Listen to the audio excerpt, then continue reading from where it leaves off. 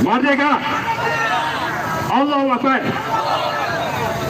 Teman-teman sekalian, kita sudah paham bahwa musuh utama kita adalah aktor utama pemilu curang.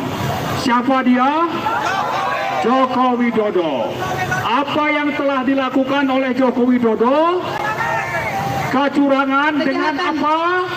Dengan kekuasaan otoriter, mengangkangi konstitusi, merampok suara rakyat, lalu mengendalikan DPR, juga lembaga-lembaga tinggi negara, termasuk MK, juga perangkat pemilu, apakah itu KPU, Bawaslu, Polri, dan sebagainya. Semuanya sudah ada di bawah kendali Joko Widodo. Sehingga kejahatan Joko Widodo ini sudah menjadi kejahatan tingkat tinggi terhadap negara dan bangsa. Melakukan pelanggaran atau pengkhianatan kepada konstitusi, tapi juga sekaligus menghalalkan segala cara untuk memenangkan paslon Prabowo dan Gibran.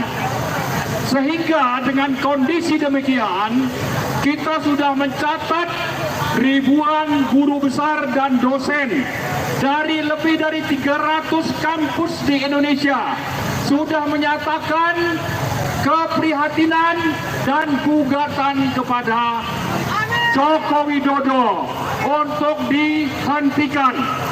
Nah, karena itu guru-guru besar itu yang menjadi panutan rakyat karena berada di seluruh kampus yang ada di Indonesia, hampir seluruh kampus yang ada di Indonesia itu sudah ikut bersuara. Untuk apa? Untuk menggugat kejahatan sistemik Joko Widodo terhadap bangsa, rakyat, dan negara Indonesia. Sehingga dengan itu kita meminta satu, supaya MK mendengar suara rakyat dan mendengar suara dari guru-guru besar yang berasal dari ratusan kampus yang ada di Indonesia. Kedua, kita tuntut agar MK segera mendatangkan Joko Widodo pada sidang MK di gedung MK. Kita minta segera penjahat konstitusi, perampok hak demokrasi rakyat, yaitu Joko Widodo, untuk segera dipanggil oleh hakim-hakim MK untuk didengar keterangannya dan sekaligus untuk bisa didengarkan oleh rakyat tentang kejahatan sistemik yang sudah dilakukan oleh Joko Widodo.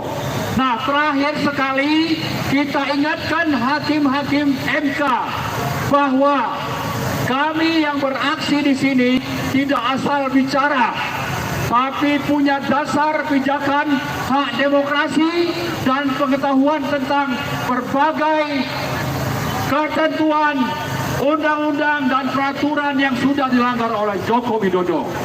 Kejahatan Joko Widodo salah satunya adalah mengintervensi MK untuk meloloskan anaknya Gibran menjadi cawapres. Kejahatan berikutnya adalah menggunakan kekuasaan untuk apa? Untuk mempengaruhi polisi, kepala-kepala daerah, sampai kepala-kepala desa yang diancam kasus korupsinya akan dibuka kalau tidak mendukung Gibran misalnya, dan berbagai kejahatan-kejahatan lain, termasuk juga menggunakan APBN untuk apa? Untuk memberikan bansos yang merupakan itu ada money politics, yang jelas ini adalah kriminal yang telah dilakukan oleh Presiden Joko Widodo. Jadi dengan berbagai bukti, fakta, lapangan yang menunjukkan tentang kejahatan Joko Widodo, tidak ada kata lain bagi MK untuk segera memanggil Joko Widodo ke sidang MK.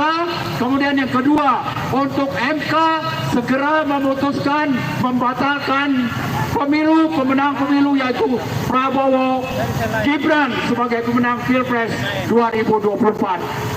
Kedua orang itu justru harus bertanggung jawab karena terlibat bekerja sama dengan Joko Widodo untuk melakukan pemilu curang yang syarat dengan berbagai pelanggaran. Saya kira terakhir sekali, ya setelah kita menuntut MK, kalau itu juga tidak dengar oleh MK, maka sudah saatnya kita mempersiapkan diri untuk melakukan gerakan masif di seluruh Indonesia.